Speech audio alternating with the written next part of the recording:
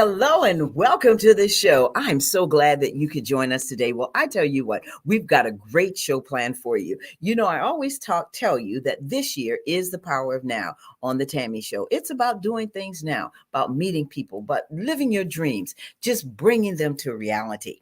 This month is Women's History Month, and we have some phenomenal women on the show. Today's guests are Alia Bundles and Aria Elan, and as well as our poetic angel is joining us. So just sit back, relax, and enjoy because it's coming up next. The Curry Insurance Agency has served the community for over 30 years with hundreds of trained representatives to assist you in selecting health plans. Curry Insurance Agency is the largest marketing insurance group in the state of South Carolina for Medicare Advantage and represents all major health carriers. Curry's motto is people don't care how much you know until they know how much you care. Call the Curry Agency today at 803-536-0889.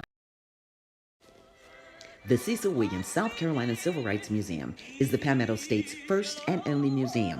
It honors a generation of people, black and white, throughout the state of South Carolina who deserve to be remembered for their unselfish commitments and sacrifices. Enjoy an immersive and entertaining virtual tour. For more information, visit www.cecilwilliams.com.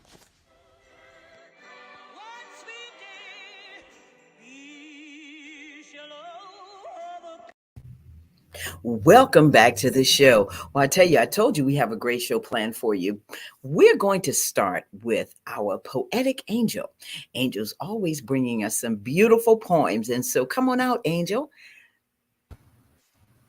Hello. How are you? I'm doing well. How are you? Great. So I'm going to let you get started, Angel, and thank you Okay. again for providing us with just some beautiful poems and sharing your talent with us. I appreciate you so much. You know that. Thank you, and thank you for the opportunity. Of Our, course. our journey as sisters. Our journey in life has shown us that there will be things that will make us cry, and that we will experience disappointments and sometimes not know the reason why. The strength we gain from each other give us the courage to carry on, lifting one another's spirit even though we have many troubles of our own. Every night before God, we lift one another up in prayer, selflessly asking Him to remove the other's cares. This is why we can smile when our world is in disarray, because we know that when everything is upside down, we can always pray. So, my sister, I don't want you to ever think that you are by yourself, because you can always count on me whenever you need help. So, though the problems of this world may heavily weigh you down, remember for this very reason, our Father rose from the ground. Wow. Thank you, Angel. That You're was, I welcome. love it. I love it. You're Sisters. welcome. I love that. I love that. I needed to hear that today. That just kind of lifted my spirits. I needed to hear that. So thank you. And thank you for You're being my welcome. sister. Thank you. Okay. All right. We'll see you later, Angel. Okay, bye-bye. Okay. Bye-bye. All right, let me tell you one thing about Angel is she creates these poems herself. She writes them herself. And she has just done such a phenomenal job with just sharing these beautiful poems. And so I hope you are enjoying listening to Angel and the poems that she brings to us. All right, so ladies and gentlemen, I told you we have phenomenal guests. Besides our poetic Angel, who is phenomenal in her own right as well, I have the pleasure of introducing my first guest. She's a journalist, she's a news producer, worked with ABC for 16 years, I think she said. ABC for 16 years, NBC for another years to make 30 years altogether. All right. So Miss Bundles, we'll get it straight. But the wonderful thing about her is that she's also an author. And she is the great granddaughter of Madam C.J. Walker. She wrote the book on her own ground, The Life and Times of Madam C.J. Walker. So you've got to read that book. So without further ado, ladies and gentlemen, and everyone who's viewing us, please welcome Miss Alelia Bundles.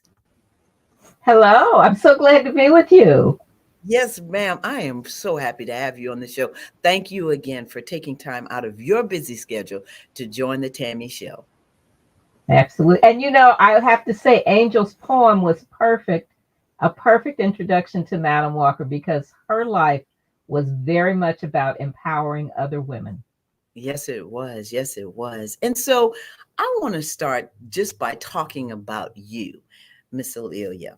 Tell us a little bit about who Alelia Bundles is. Well, I grew up in Indianapolis.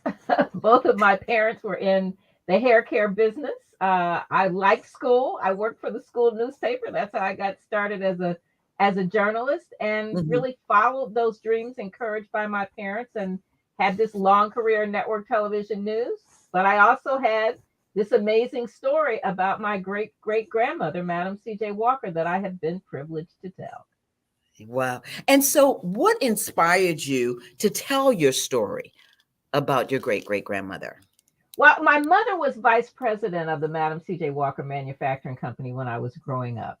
The silverware that we used every day had Madam Walker's monogram, CJW, but we didn't sit around the dining room table talking about her. So it wasn't the Hmm. center of my life, but it was somewhere there in the background, but not in a way that I thought, oh, this is, I'm overshadowed by it or it's something that I have to do. And really, I began to tell the story of her daughter, Alelia Walker, and the Harlem Renaissance. I wrote a report in high school because I was interested in her because she knew all the writers and artists and musicians Hmm. during that period. But it was really when I got to graduate school in journalism at Columbia. My advisor, Phyllis Garland, was the only Black woman on the faculty. She recognized my name, my unusually spelled name, and Yes. realized that I had a connection to Madam Walker. So it was Phil who validated this for me and told me it was important. That was 1975 when not a lot of people were interested in publishing books about Black women. Wow. I mean, and that in itself shows that you are a trailblazer. I mean, because just think about it. You, like you said, at Columbia at the time, there was only one African American woman who was in that department. Right. And she inspired you and motivated you to really write this story. And so, getting into the story, I want to talk a little bit about the series, the Self Made series on Netflix. Was it a correct depiction of her life? Kind of share that with us. Well, so, as they say, it's complicated. But, I have been doing research on Madam Walker for almost 50 years. I've written 4 books, done lots of speeches, talked about her. And I really, as a journalist, I really focus on nonfiction. My book, On Her Own Ground, was optioned by a Hollywood production company. And I was really excited that Octavia Spencer was going to play the role, and I thought she did a great job. But once it got into the hands of the Hollywood writers and showrunners, they put a lot of drama and a lot of spin and a lot of things that didn't happen. So more people know Madam Walker's name, but the cat fight between 2 women was really kind of the opposite of what Mm-hmm. happened. And there was, Mm-hmm. I've written some articles about it. People can check it out, what's pinned to my Twitter page. But, by and large, again, Octavia was great. But I thought that there were missed opportunities to talk about women empowering each other, to talk about what that era was really like. So I would have done things a lot differently. Well, will you have that opportunity to do so soon with your new book coming out? Well, yes, absolutely. So I'm now writing about Madam Walker's daughter, Alelia Walker, and that character in Self-Made was nothing like her. It was just like stunning to me how they came up with the storylines. But I'm Mm-hmm. almost finished with the first major biography of Alelia Walker, who was very much a patron of the arts. For people who saw Self-Made, she had a great singing voice, so no, she didn't do the kind of goofy stuff that was in the movie. But I'm also working on other projects about Madam Walker. So while there was a Netflix series, again, more people know the name, But there are a lot of other things that I'm really interested in doing. So, just stay tuned, and you will see some of the things that we're doing. Because I just think there's some other ways to tell the story that are sort of more uplifting. And what would you say one of the biggest um, accomplishments that your great grandmother contributed to our country? Well, when you think about the way that she started life, Sarah Breedlove, born in Delta, Louisiana, on the same plantation where her parents and older siblings had been enslaved, first child Mhm. in her family born free, orphaned at 7, married at 14, a mother at 17, a widow at 20. Yet, by the time she died in 1919 at 51, she was a millionaire living in a mansion. But I think just as important of creating a hair care products line, she employed thousands of Black women, giving them the opportunity to become economically independent at a time when most Black women worked either as domestic workers or farm workers. And she added to that just giving them a job, being economically independent.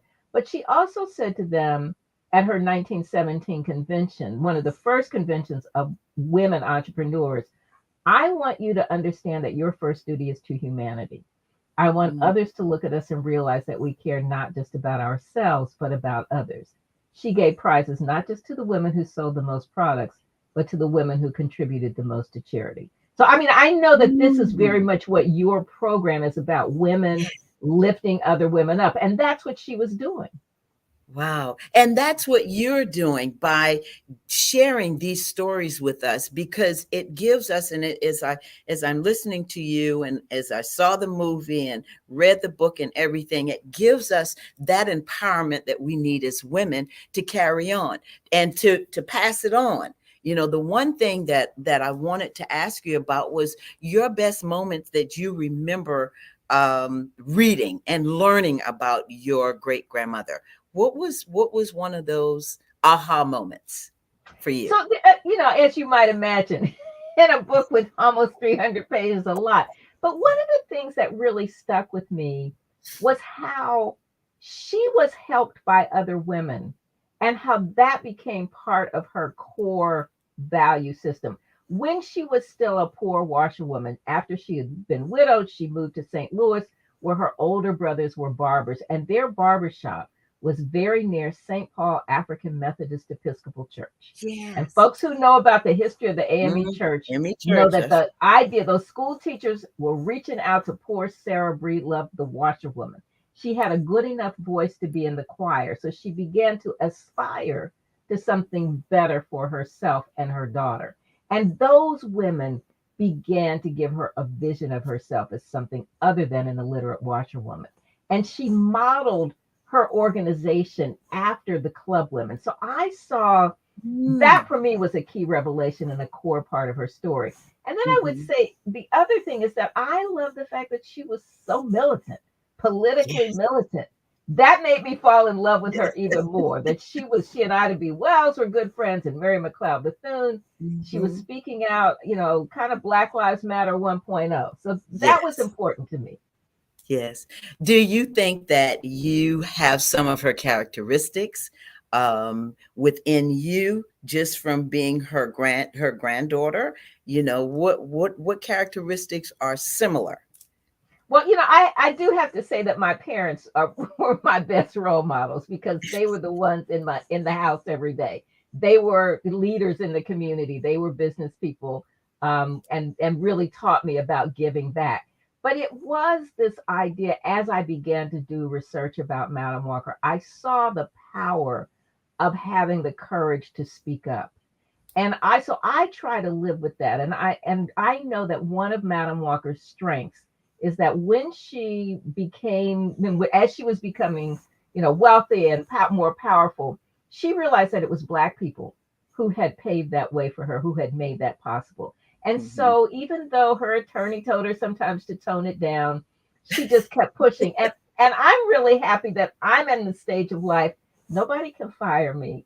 I can say what I want. I can say Yes. what I believe. I try to do it diplomatically. But that courage, I feel, I can see she is such a great example for that. That's right. And what is the legacy that you want to leave about yourself as well as your family? Well, What's that I legacy? hope that in telling these stories, it encourages other people to learn their own family stories. While Madam Walker is famous, but I had to sort of dig that out to help her name become known to Mhm. this generation.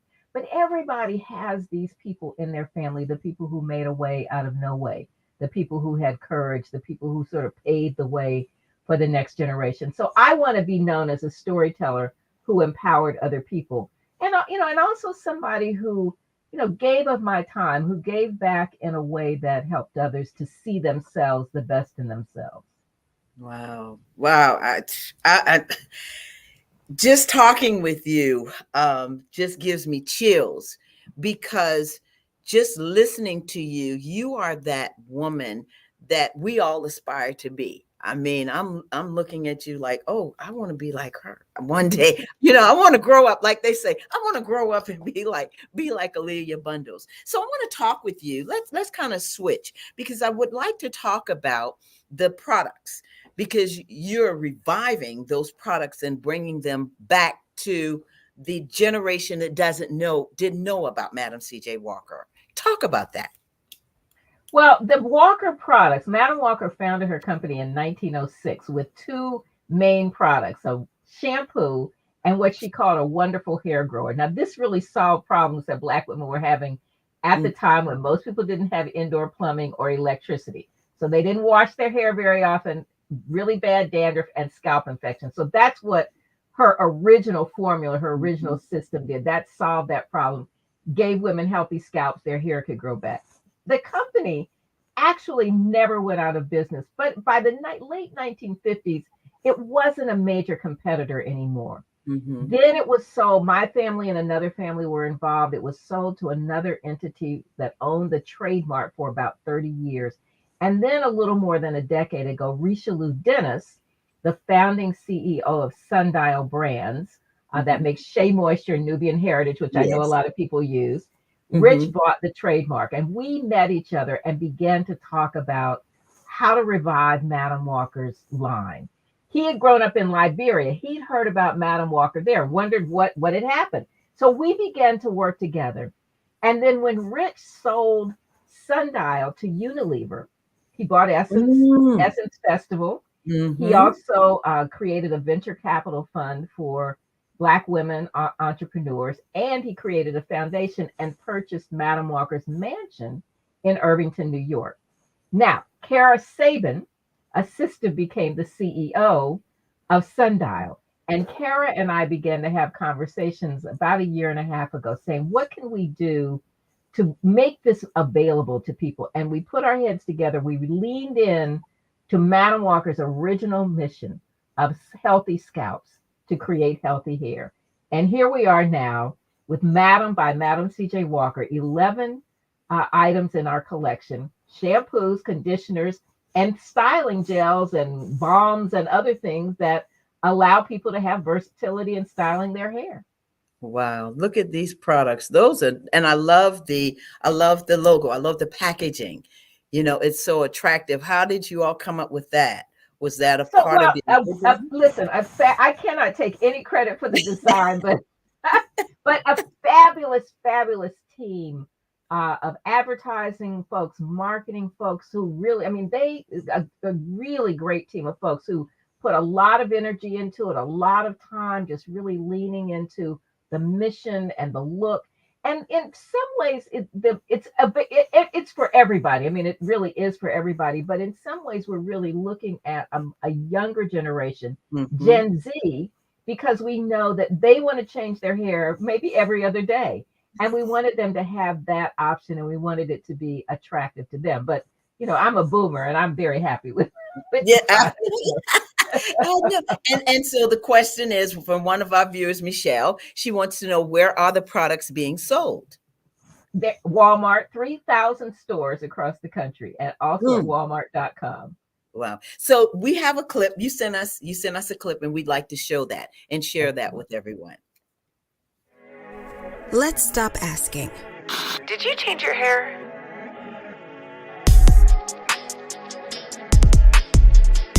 And no, you know you can't touch it. See, there are secrets and stories in these strands worth securing. No sorries in our style. Our roots are rebellious. They said live life to the fullest, so our hair took the honor. I mean, even our curls do it for the culture. And these baby hairs belong in a history book. So we're locking down the legacy and making sure history looks. Call us magic. Call us madam. Just put some respect on it.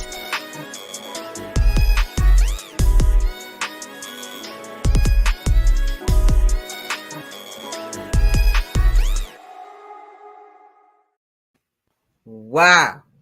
I'm going to urge everyone. Listen, I got this hair. I'm going to start using Madam CJ Walker. I love it.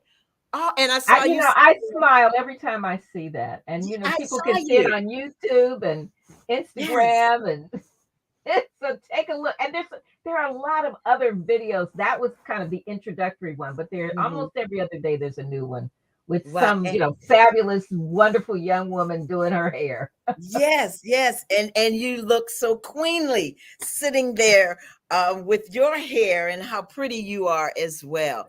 One of the things that I remember about Madam CJ Walker, and you can correct me if I'm wrong, is about the Marcel irons, about you straightening the hair. We saw it in the movie where she was straightening the hair.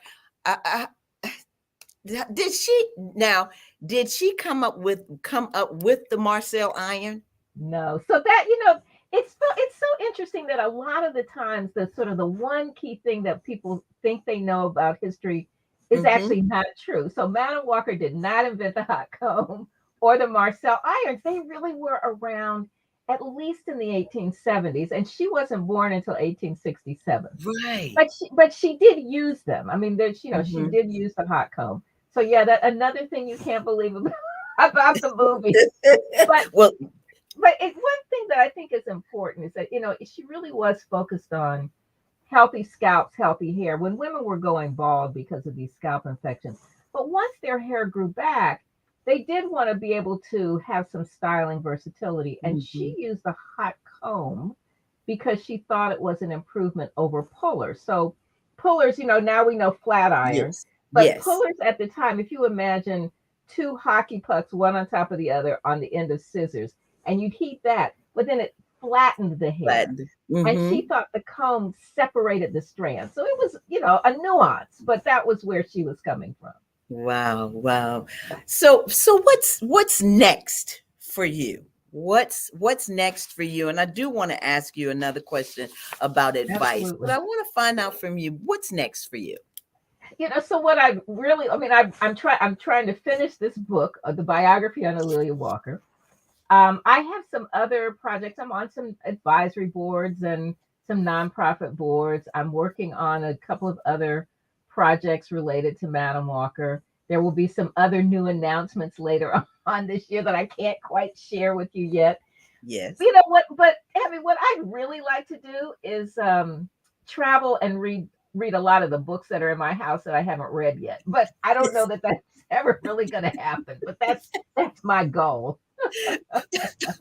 Well, we would love to have you come down to South Carolina on your travels and share with the women in our communities in Charleston and here in Orangeburg and different places in this state, and we bring together women. So I want to talk with you about that because a women's conference is needed. It's time to get back, for us, as you said, to empower women and to really let women know that you are beautiful. You are number one. You can do it.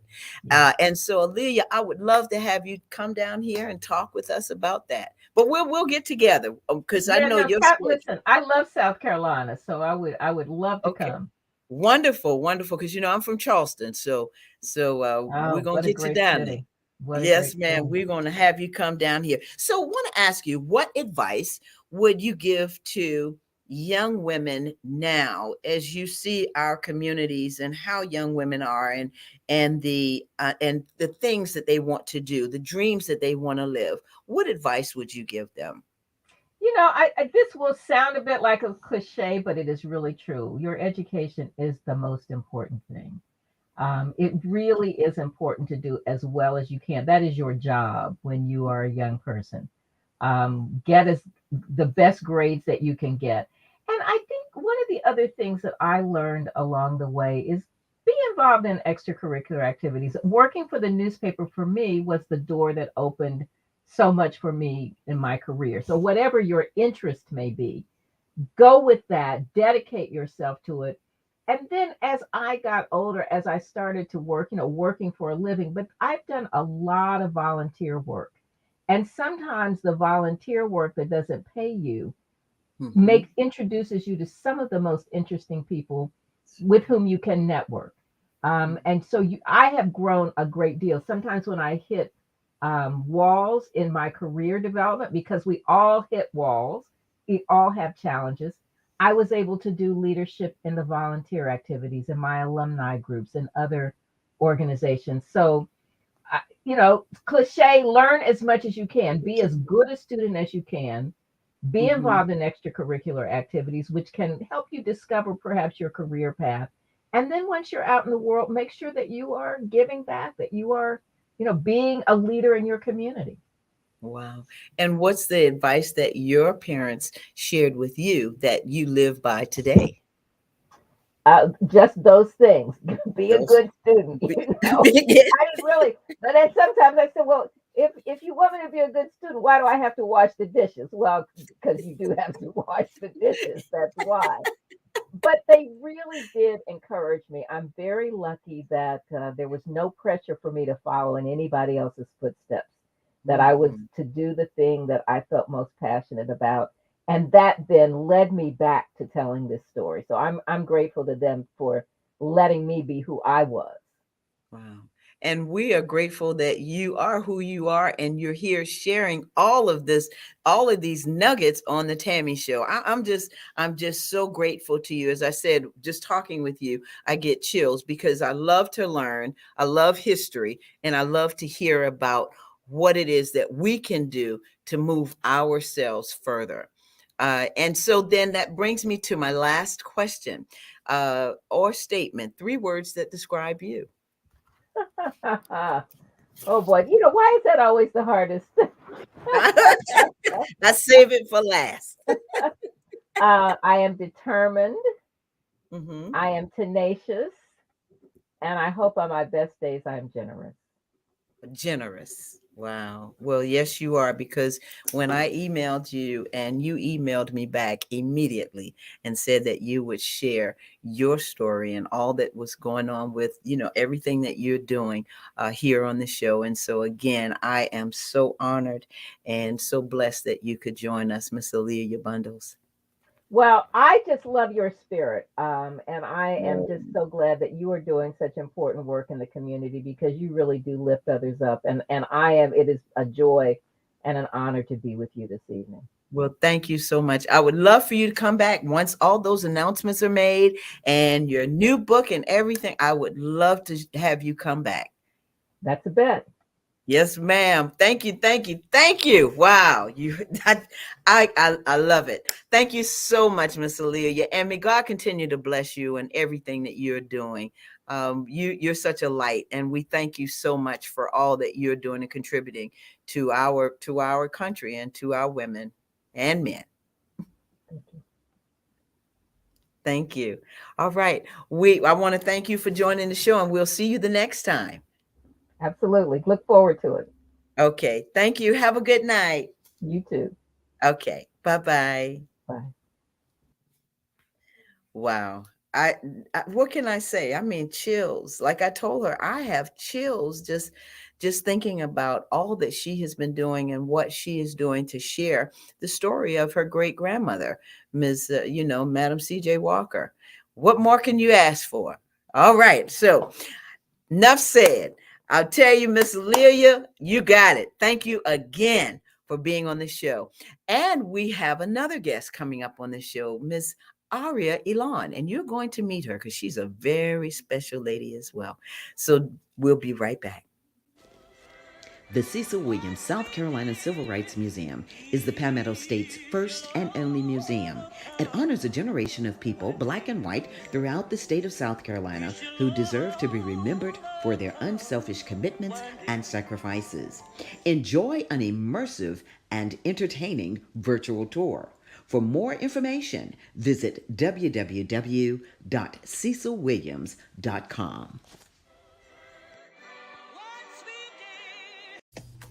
The Curry Insurance Agency has served the community for over 30 years with hundreds of trained representatives to assist you in selecting health plans. Curry Insurance Agency is the largest marketing insurance group in the state of South Carolina for Medicare Advantage and represents all major health carriers.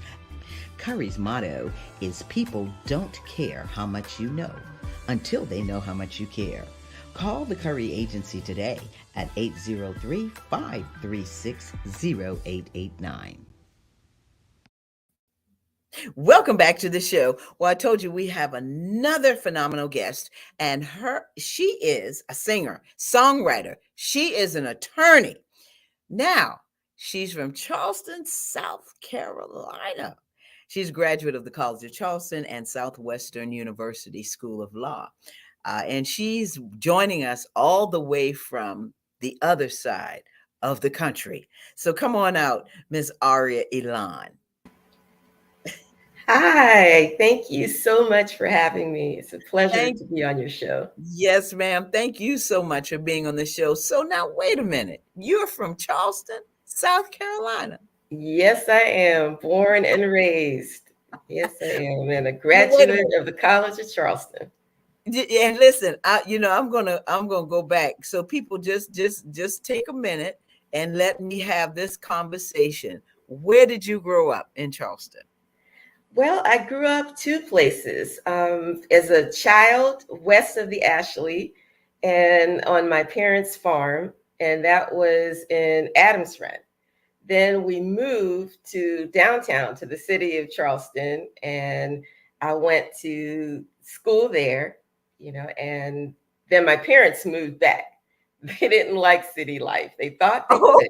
You know how you can dream about something and you really think, oh my God, I want to do this. And then once it becomes a reality, it's not what you thought it was going to be. Wow. Well, I grew up West Ashley, Washington Park, Marysville, went to St. Andrews High School, and I ended up on Young's Island. So for anybody that's listening, they know about Young's Island, they know about Adams Run. If you say Adams Run, you know where that is. Tougadoo Road, okay? Yes, it's Tougadoo Creek. I remember we used to go there, crabbing, shrimping, all of that. Yeah, that's right. Memories. So I guess I'm going to shift. I want you to tell us about your being an entertainment lawyer. What started you into moving from Charleston? You're now out in LA, in California. And so talk about that transition that you went through from College of Charleston and Southwestern and now singing and everything. I just kind of want you to tell us a little bit about you, Aria. Okay. Well, my father, the late Reverend Alfred Edwards, was a pastor for 50 years. And my mother was an evangelist, and she really, really believed in education. And I'm one of 6 children, and she just put that in our heads because she said that's something that nobody can take away from you.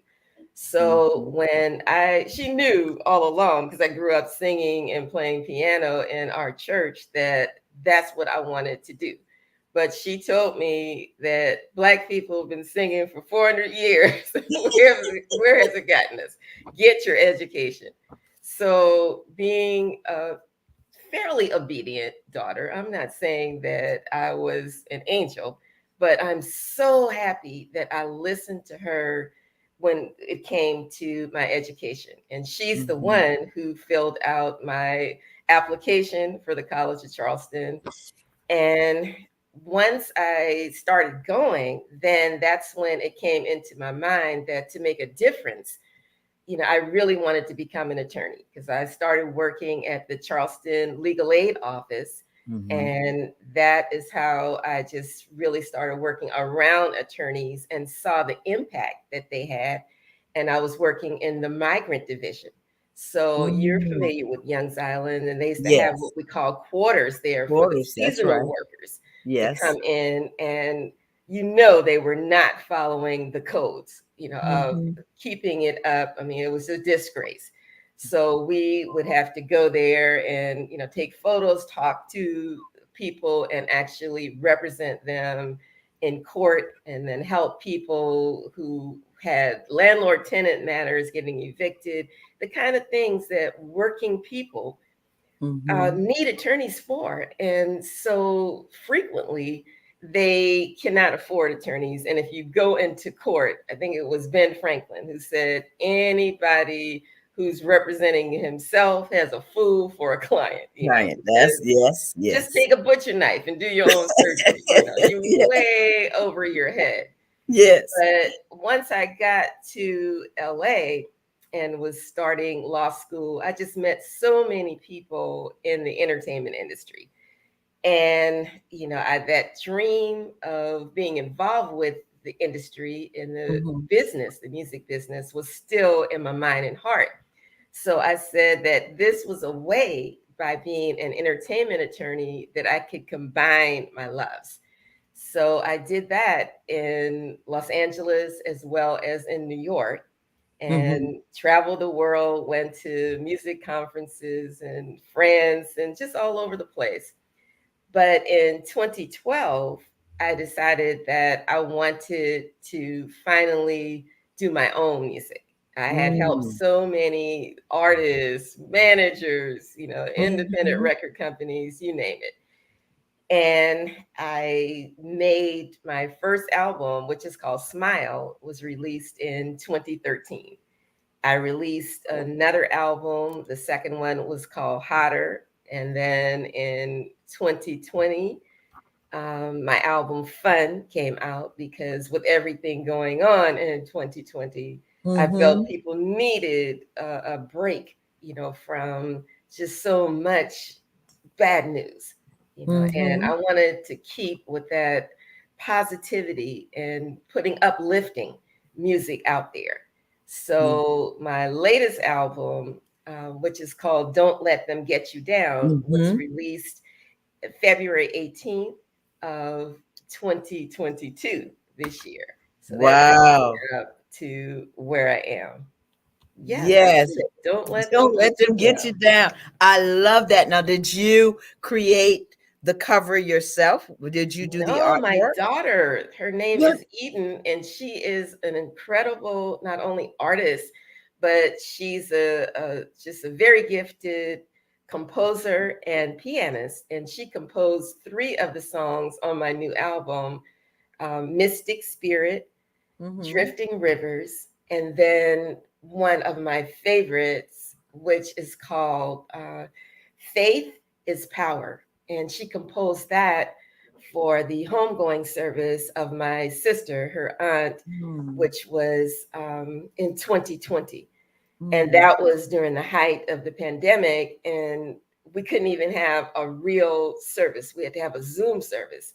So it Mhm. was, and I know that we weren't the Lone Ranger. There was so many That's right. families going through this. And, I wanted to put that song, that's the last song on my album, Faith is Power. And it's just a beautiful devotional hymn. The Mhm. other songs, are R&B, jazzy, my Mhm. type of style. But as Mhm. being born and raised in the church, it was like coming back home, and especially with Eden composing it and playing the piano, it was very intimate. It's just the Wow. two of us. Wow. I'm singing lead, and then I also sang in the studio the background vocal arrangement. Mm. So my hope and prayer is that that song will just really touch and help people, to bring peace and comfort to them when they need it. Because it's not just Mhm. bereavement, it's all That's right. kinds of That's right. challenges that we are going through, That's in this right. life. So it's music is the universal language. Yes, it If I is. didn't Yes. know that, I really found that out once I started releasing, creating, and all of my Mhm. songs are original, creating and releasing my music, because people from all over the world contact me on social media, which I'm Aria Elan, ARIAELAN, on all of the platforms, and they'll give me personal stories. Yeah. People who don't even speak English, Wow. but they Isn't that understand. something? The music touches them. Touches them. And so we're going to take just a minute, because you also brought a clip, and I want people, since we're talking about your style and your music, I want them to see you. Thank So you. let's run that clip.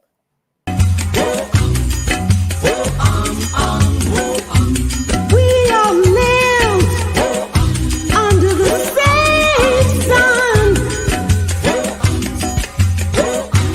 We are one. We are one.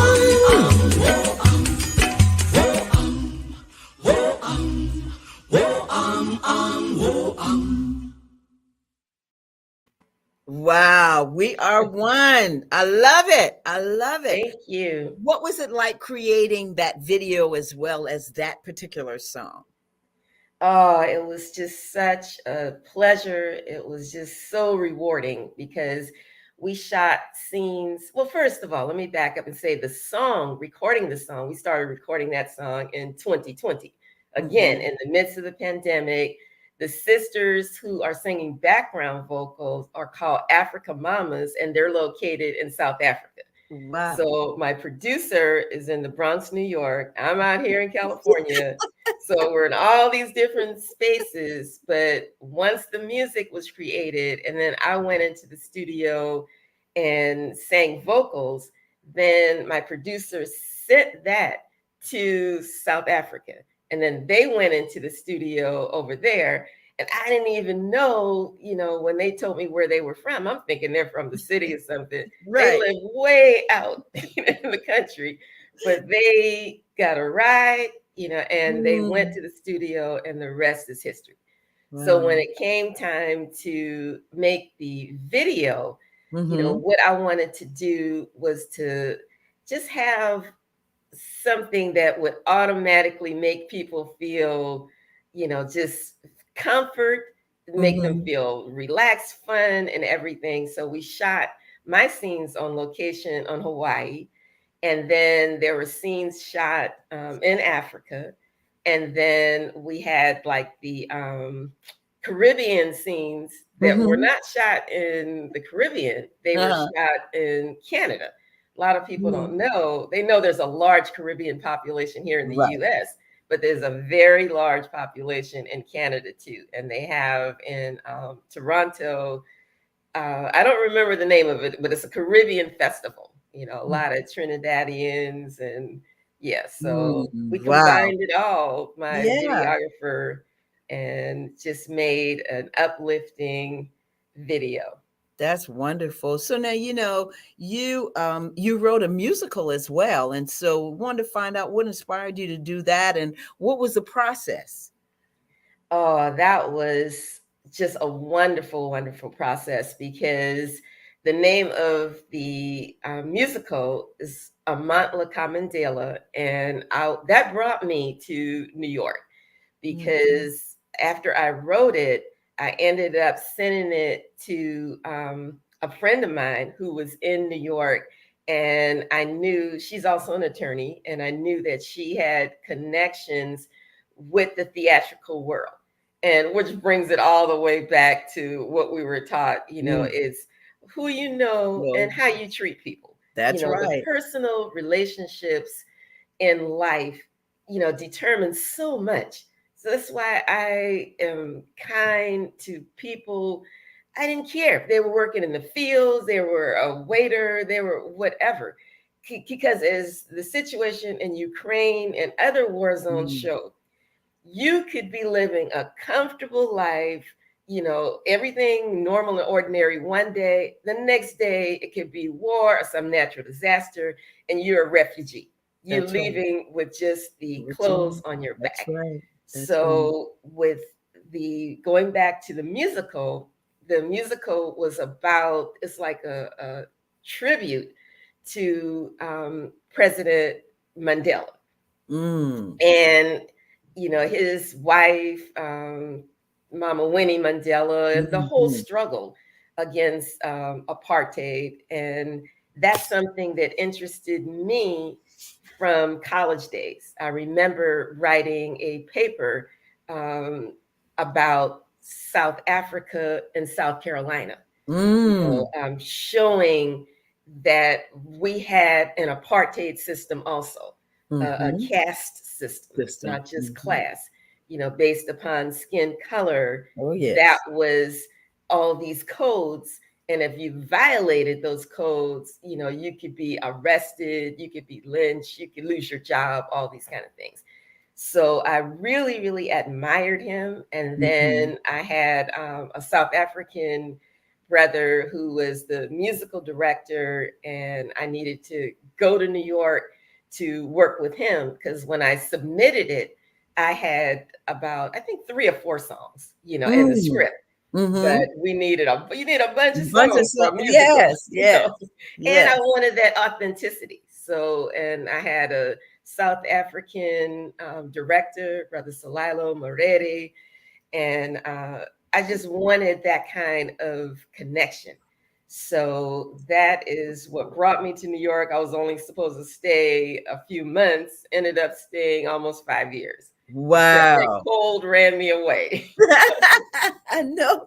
Ran you back to California. Yes, back to California Yes, packing. ma'am. I'm like, I can't take one more winter. I know. I know the feeling. So, Aria, let's talk about your record company, Sissy Records. CC. Yes. CC Records. And it was just a spin off of, I had a management company during that time that was called ISIS Management. So CC is just ISIS backwards.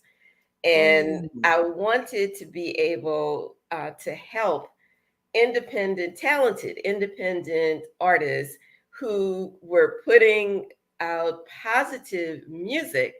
But see, the music industry was really going through a change that we're seeing right now, meaning that if you weren't singing a lot of songs or rapping with a lot of cussing and everything, then you were not going to get a deal.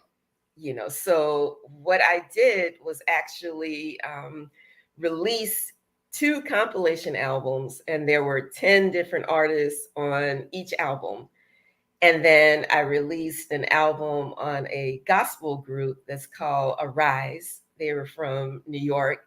Oh, just wonderful, wonderful music that's still being streamed as of today.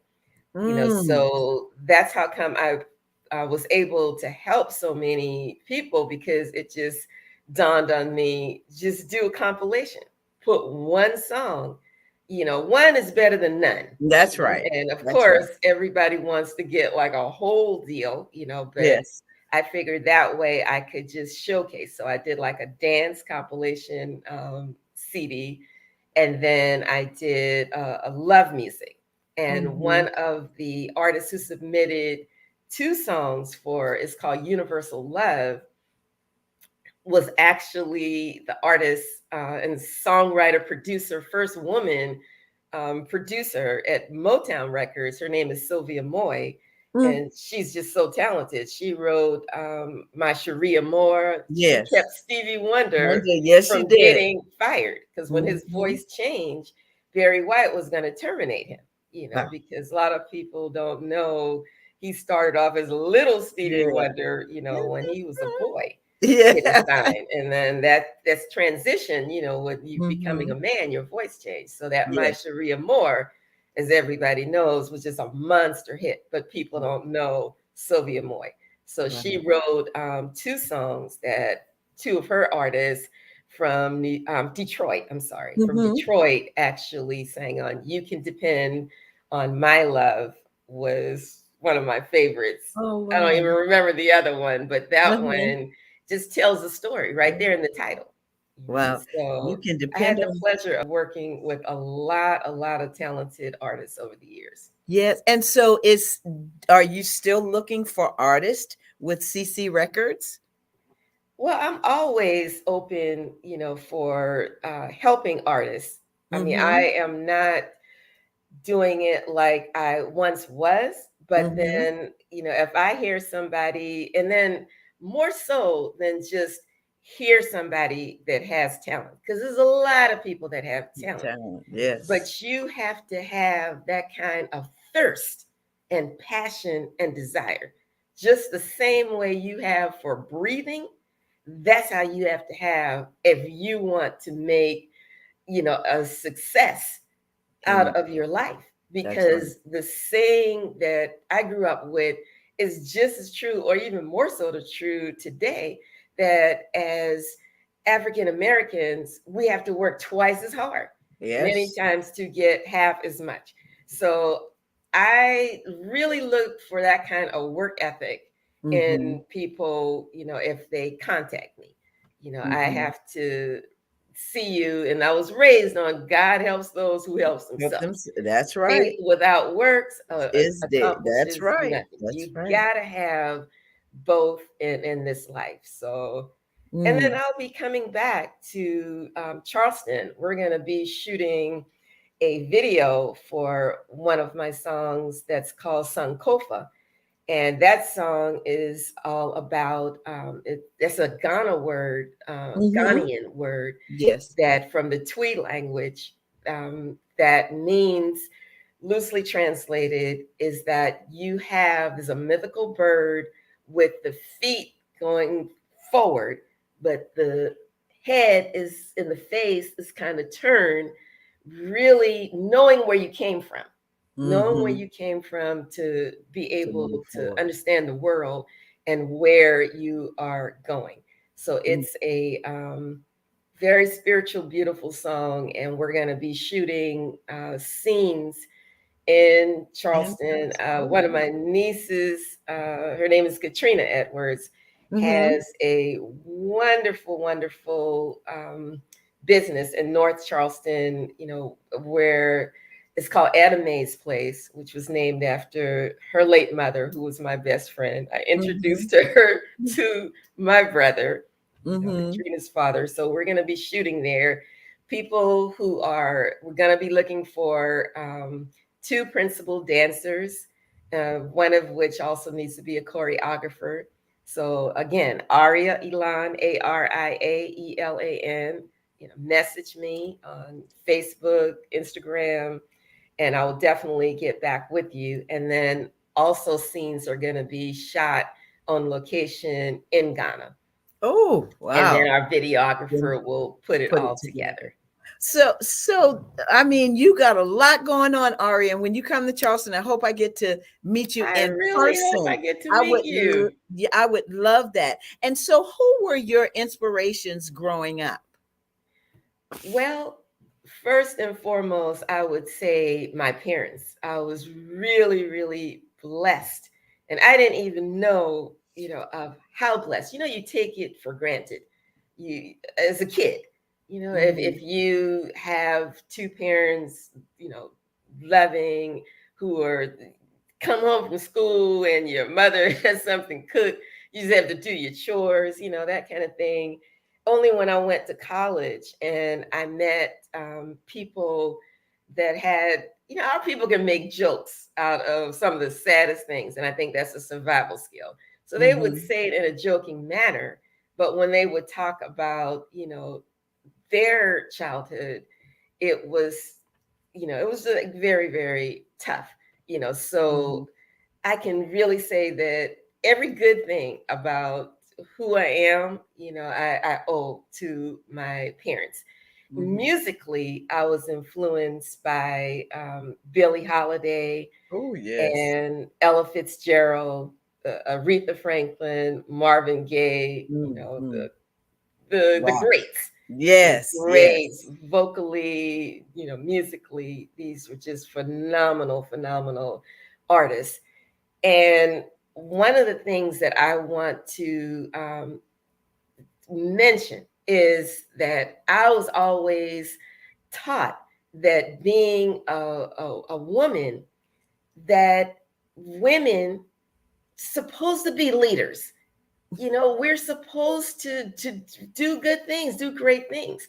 And I was talking, I gave a talk on Tuesday, which was International Women's Day, Mm-hmm. about women's leadership, specifically because the state of California has a California Reparations Task Force to pay reparations, which is for like the debt, which Mm-hmm. is a word that the late Dr. King, Martin Luther King, said, for what's owed us for crimes against humanity. Mm-hmm. And I had figured they're just trolls. I don't even respond to those kind of things. But they were saying that no, a woman should not be a leader. That was because of slavery. And I'm thinking, where would we be if it wasn't for people like Queen Mother Audley Moore, who Mm-hmm. led the reparations movement, met with all of the leaders at the time, Dr. King, Malcolm X, all of these people, to bring that on the agenda. Politicians, uh, Biddy Mason, which a lot of people don't know, she was enslaved and she had to walk from someplace down south, I think it was Georgia, wherever they were from, to California. Mm. The horses, the cattle, or whatever, and the enslaved people. I have taken that drive many times, and that's if you only stop to gas up and change drivers, that's a 2.5 day drive from Charleston to Los Angeles. So I Angeles. can just even imagine. But what Miss Mason accomplished once she got to California, which people are like, oh, California was a free state, it didn't have slaves. It did, because a lot of these people just disobeyed the law, Mm-hmm. and if it's such a big state, California, imagine the whole East Coast down to Florida, That's right. and that's the size of California. So you can Yes. get lost there. But Yes. God put it on people's heart, good people, to help her in court, to file saying that she should be free, and she won her case. Wow. She ended up owning so much property, real estate, and she gave to the AME Church to establish the first AME Church in Los Angeles. Angeles. It Wow. wasn't until like after the Mexican War, when Mm-hmm. the Texans and stuff won, and they were, a lot of the Black people who were living in California, including Mrs. Mason, had to leave and lost everything, Yeah. everything that they had accomplished. But Harriet Tubman, Sojourner Truth, where Right. would we be Be without them. without That's that? So I right. want to encourage little, you know, Black girls, brown girls, this is Women's History Month, to read, to be encouraged, to be inspired. I love to mentor, reach out to me, college students, just please reach out to me, because people help me. I Yeah. am not one of those people, oh yeah, I pull myself up by my bootstraps. No, when people see you doing everything you can, working hard, studying hard, God will put people in your life to help you to sustain where you are, and then to help you get to the next level. So That's right. yeah, I definitely advocate and believe that women Mhm. should aspire to be Wherever whatever they want you to be. want to be, That's whatever right. your passion is for. Wow. Don't let anybody steal your joy. That's right. Well, Aria, it was such a pleasure having you on the show. I mean, you are such an accomplished artist, as well as an attorney, entertainment lawyer, and music producer, all the above. And Oh, the thank last you. thing I want to ask you, because we've only got a couple of seconds left, but I want to ask you 3 words that describe you. Wow. I would have to say creative and kind and intelligent.